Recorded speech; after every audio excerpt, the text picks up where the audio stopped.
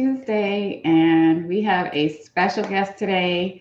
I'm so excited. We have Dr. Danielle Smith today. Dr. Dan was on vacation, and so I decided that it was a great time to pull in one of the OGs. So, Danielle, I would love for you to introduce yourself to our audience, and then we'll jump right in. Very cool. I'll do a quick introduction. I am Danielle Smith. I have a PhD in human factors, just like Dr. Kenya. And I've been doing user experience research, market research, product development in general in technology and healthcare for about 20 years now, which is why I'm so great. That's But all. Every grade is an accomplishment. I hope Yeah, so. exactly. So today we're going to talk about the player coach role. And for those of you that are listening in, you have questions, please put them out there. But we're going to jump into our perspectives on the player coach role and some strategies in terms of utilizing people in that role. So Danielle, let's Yes. we had a very passionate conversation about the topic recently. Tell me the first thing that comes to mind when you hear player coach.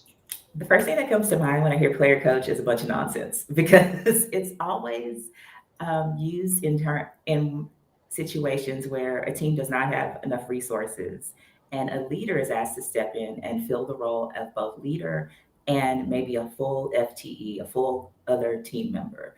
Sometimes it's a half of a team member and half of a leader, and that just sets up the team to be under supported because their leader cannot be fully engaged as a leader and have conversations at the level that they need to. And it sets up the leader to always feel like they are behind or just super stressed or not doing a good job as a individual contributor and as a leader. So immediately when you said that, I was like, oh yeah, I could talk about how much I hate that for an hour. And a lot of that comes from the bad behavior of organizations trying to maximize the role of a manager. It's interesting because a lot of managers that I talk to say that they feel like either the role that they're in is in jeopardy or they're being pushed out because of the whole hybrid remote workforce. Mhm. And the next thing that they say relates to the fact that as the manager, they're the ones that have been keeping the team motivated and supported and that sort of thing. And so when you think about that coach role, there's a lot there that sometimes people don't recognize you're providing when you are in house and a part of the team. Yes, definitely. And I talk to a lot of managers too, and some of the things that, especially new managers, they want to still be a player. And I do feel like that idea of being offered a player coach role is enticing in that you think as a leader, you can, oh, I can still do some hands on research, some hands on design, some hands on coding, whatever, and still stay sharp. But quickly, what you see when you fall into that role is what you mentioned, Kenya, what you hear from folks about feeling like they're pulled in a bunch of different Mhm. directions, especially given all these new models coming up. And I can recall opportunities that I've had to be in that player coach role when I was the manager, but also served or stepped in as a player. And I always weighed the opportunity in terms of um, can I use it as an opportunity to do the work or lead and facilitate others in doing the work so that now I've given them techniques or tools that they can now use in their role, whether they were a part of my team or partners to my team. But I made sure that it was an opportunity not for me to go heads down at my desk, but to actually be out in the field with individuals who maybe have never done that before and to show them how it's done. So then now they have that as part of their toolkit and can kind of go forth with it. Exactly. So what you've described is a more of a real coach role, where you Mm-hmm. are giving some hands-on examples, some in the on the court. Let's do basketball, like because I don't know basketball. Got It's like Bill Russell reference. feels like there's a court in basketball, right? Yes, a court. Like you're on the court with them, but coaching. Like you are providing an example, you're providing feedback, you're providing a good training, a real in the field training example Mhm. for folks. Mhm. And that kind of player coach I've seen work, but it has to be very well defined. Yes, it has to be well defined, and it has to not take you away from your core capabilities and focus that you have to support the team, and you know all the other things that you have to do as a manager or a leader. I think that that's the challenge that a lot of organizations have is either people in leadership don't have the bandwidth to do that, or maybe they're not skilled at that. So, how many times have you encountered teams that are doing the work, but their manager or their leadership is in a different part of the business in terms of their competencies or skills? Yes, that that is very fair. Especially as teams get, as you see more and more product teams, more technology teams across the different industries, Hmm. that has become more and more common. Where you shouldn't expect to always have your leader be in the same discipline as you are. So that is very relevant. And the third thing that's coming up more and more now is with all the reductions in force, all of the layoffs that you're seeing. Hmm. Teams are getting smaller, but is the work changing that much? Like, how are they able to scale and support the business the same way? That's an awesome segue into the work we've done in terms of partnering with organizations. And sometimes we're brought in to simply just kind of, you know, hit the ground running, do the work, deliver the results so that the team can keep going, get back on the rails, whatever that might be. But the best engagements and opportunities have been those where the team members were coming along for the ride. So they were actually present during interviews with customers and prospects. They were doing some of the questioning or partnering on the interviews and the questioning. Or when the insights were brought back into the organization, they were helping to facilitate those ideation sessions instead of being just a consumer of that insight. They were actually helping to drive it forward in terms of facilitating the conversation with one of us and helping to lead their peers toward what that right solution looks like. I completely agree. When I was internal, I am on sabbatical right now, but when I was internal to organizations, that was the best use of my consulting dollars, Hmm. to be honest. We could have very limited engagements to complete a specific task. And don't get me wrong, that comes up a lot and is it solves a need. Hmm. But the more strategic use of the dollars was to have something like that, where we'd have an agency come in, help us with coming up with better frameworks for our discussion guides, implementing new practices, more modern analysis techniques, just something that we didn't have the expertise in house, or for Hmm. whatever reason, we didn't have the bandwidth to go out and build the Hmm. expertise. And so we'd have an agency come in and really do the work and help upskill the team and have the team be bought into the work that they were doing. So that when we did get the results, we actually were able to use the results. So it was Yeah. the Yeah, I best way. like that. I like that bandwidth and upskill and how important that can be. And when you look at the opportune or the best opportunity in terms of engaging a client, a lot of times that coaching piece might be the focus of the engagement, but the project or a pilot might be the way in Mhm. which you coach them along. So it's not just classroom, you know, you're learning concepts, you're doing these contrived design exercises and interview exercises, but you're actually working through a problem space in your organization with consultants like ourselves. And throughout that process, you are working with the team to help coach them through kind of this is the way it's done. This is what you do with the artifacts that are produced. This is how you present or consume within the organization. So a lot of that can be kind of hinged or scaffolded with that pilot project. Yeah, and I noticed that a lot of um, the more junior people on my team at the Mhm. time were just not even aware that that was something they could ask their agency partners for. Mhm. And it does change the engagement a little bit. It requires a little bit more prep time and definitely more post processing time to help build artifacts and have these conversations about skills. but it's a natural part of the engagement if you frame it that way and if you put it forth and Yeah, don't yeah. blindside people. Yeah, and to your point with having junior members on your team, I found that it also provides the opportunity for your consulting partner to then provide feedback to you as a leader around Mhm. the potential for different people on the team and maybe skills that they have that they weren't hired to do, but might be areas of growth for them. It'll give you an opportunity to gain insight into those areas of potential um, development that need to also be explored for those individuals. So if they were hired in to do that particular or perform that particular role and they're not able to, now you understand some of what they need in terms of further education, further support, that kind of thing. Exactly. It's as how people were developing in terms of research skills.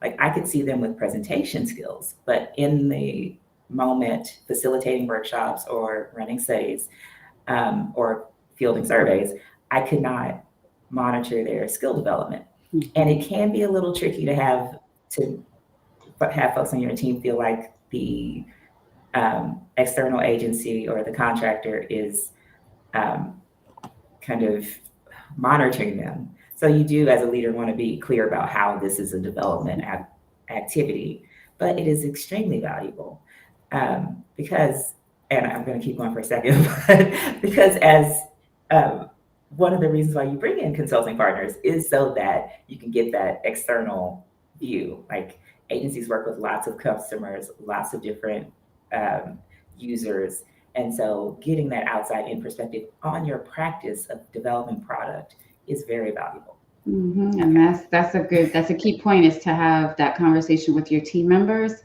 to let them know, hey, this person is not here. We're not trying to find a way to architect you out of the organization. What we're trying to do is provide you with a growth opportunity and a skill development opportunity, and we're utilizing an outside partner to do that who has industry knowledge and experience that maybe we don't have in house or have the time to disseminate. So I think that that's a really good point that you have to give your team members that heads up in that context and give them the opportunity to ask the questions that they may have or the reservations that they may have about that, where sometimes we feel like if something is going to surface our shortcomings or where we aren't capable in terms of how we sold ourselves, that we might feel threatened. And Mhm. it has to be couched around the fact that that's not the intent. That's not the goal in this exercise. So I think that's really important as well. Yes. Before we jump into another topic, if there are questions out there, please put them into the chat. We'd love to answer your questions as well. We have Danielle on as a guest, so if you have questions for her as well, please don't hesitate. Um, so tell me a little bit about because you've been in kind of both roles as the player, or I should say, as the consultant who's Mhm. doing the work. You've also been in the role as a leader within organizations. And what do you see as what are some of the challenges you've seen in trying to coach people through or new skills, I should say? I'll start as the external consultant.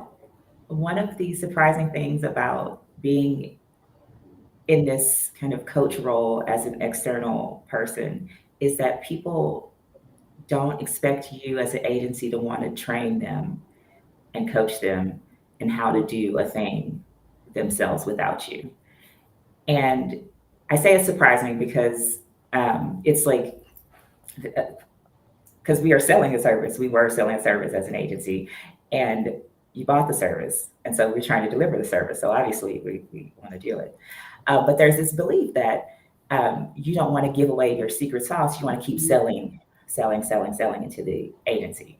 And so that was challenging to build that foundation of trust, even after we'd written the SOW, signed the contract, agreed to the engagement, to still build the foundation of trust within leaders in the organization and their team members that that indeed is what we're here for. We're not here to hoard information or Mhm. tools and techniques.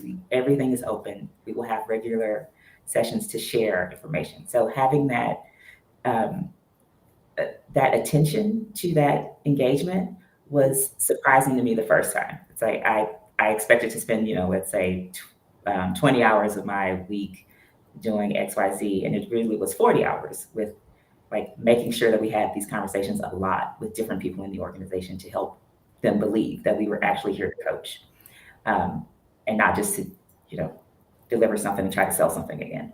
Mm-hmm. Um, so I'll pause because that was No, I think I was going to say keep going because I think okay. that's really helpful because it's surprising that people would not want to get or maximize the value of the Mhm. engagement. But again, like you're saying, some of your customers or your clients might see that as they may not want to give away their IP, and so I'm not going to ask them for that, even though we need it once they're gone, kind of thing. Yeah. Um, it was, like I said, it was very surprising. And the other thing to remember is that the person that agreed on the engagement is not necessarily the only person you're working with. And so when you walk in there and you speak to other leaders or even leaders on the team of the original person you signed the engagement with, they don't quite have that buy-in yet. And so there's that piece of buy-in that this is a different sort of engagement and we need your time, and you have all of our time. You can ask whatever you want because this is all yours. Um, it's it's hard. Um, as a leader internally, setting up this kind of engagement, it's similar. Like people on your team, like I mentioned, get a little um, offended.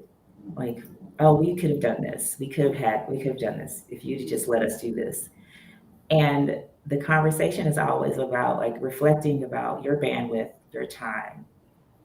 We didn't have the bandwidth or time. What we had was the ability to engage an external partner. So let's use their time in to get us where we need to be. And then the second level of difficulty at that point was like, oh well, I have to help the agency. Why am I paying the agency? And it's like, well, you have to help the agency like 4 hours a week versus you doing this job and your real job. So it's a So very it's team a win-win. win. And you just have to have, as a leader, have that conversation with your team and your partner. Absolutely. I think you brought up a really good point around individuals on the team, the client team, that feel threatened or feel um, question why are we bringing an external partner in when we can do this ourselves. Put yourself, if you look at it differently and you put yourself in a position of thinking about it as an opportunity, Mhm. it is an opportunity to potentially learn new strategies on how to do the work that you do. It's also an opportunity for you to free up some of your bandwidth, which I think you alluded to. You free up bandwidth to now do other things, which might be facilitating the next phase or looking at your roadmap and how can you in your role now use that time to get ahead of something that may be needed or might need more effort. So look at it instead as an opportunity rather than a threat and, like you said, a burden of having to partner and ramp up these external folks. I have had interesting situations where coming in that player coach role, where there were individuals in the organization that did not feel comfortable confiding in other members of the team around some of this dysfunction that was going on. And so they then used us as the sounding board. And what that provided was an opportunity for us to go back to the stakeholder who brought us in to say, hey, did you realize that part of the work that we're doing and helping to coach others around, that's not the only benefit or value coming out of this? We're also seeing some operational challenges and improvements that might not be directly related to the work that we're doing, but that are negatively impacting your organization. And so it was a huge, in those instances, huge opportunities for us to kind of raise the flag and say, you have some other stuff in this organization that you guys need to work on. And some of that might be a blocker for your progress, might be why you're having the challenges that you're having. Yeah. And that's one of the important parts of being in this kind of player coach arrangement is that you can step in and step out of those different roles as the agency partner and provide that, like I said, the outside in perspective to the leader who you've engaged with. And like I tell my team, I used to tell my team all the time, there's something magical about a consultant. Like when a consultant comes in and says a thing and People listen. people listen. And my strategy has always been, all right, this consultant is coming in next week. Y'all think about all the things you wanted to get done and tell them. Like, tell them what you want to happen. Things that you didn't want to tell me, that you didn't think I wanted to hear, tell them. Mhm. And it's it's very freeing to just acknowledge that that's the way it happens. That's just the Mhm. way it works. And it's very helpful um, as a leader to be notified of your blind spots. Um, like you said, you could be operating under some assumption. As a leader, you have the strategy you want to put in place. You're trying to push forward. You see there's gaps. You bring in an agency to help with those gaps. But if, as a kind of added bonus, they help you see, okay, in addition to coaching your team on how to implement the specific strategy, let me also coach you as a leader on some of the Mhm. process issues and Yes. issues you may be having. That is excellent. That is so helpful. Yeah, I've had clients at the end of an engagement where we were in that player coach role. I've had them ask the question of, are we better, the same, or worse than Mhm. your other clients? And in terms of culture, operations, and that kind of thing. And so that those sorts of questions told me that these clients really care about not only getting stuff done and getting the team back on the rails, but they're also concerned about um, their culture and their operations, and do they have the same rigor and best practices in place that other organizations do, or are they in a place that they really need to kind of pause and invest more time and money into getting things in a better place, which you can't um, you can't ask for more in terms of your investment in not only getting the work to feed the pipeline in terms of those insights and wireframes and personas or whatever else you're having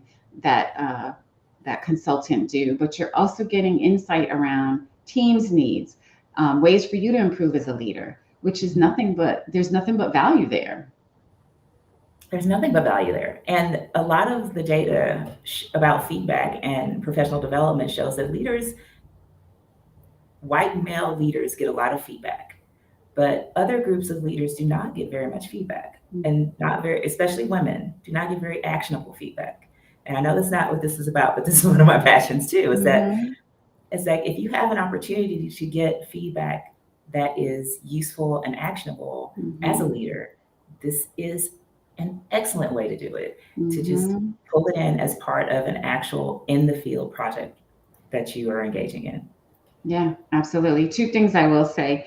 When you are in the position of consuming the work of a player coach, do not check out and think now that we have them on board, they're going to do everything and I can kind of just coast and go off and do other things and check out.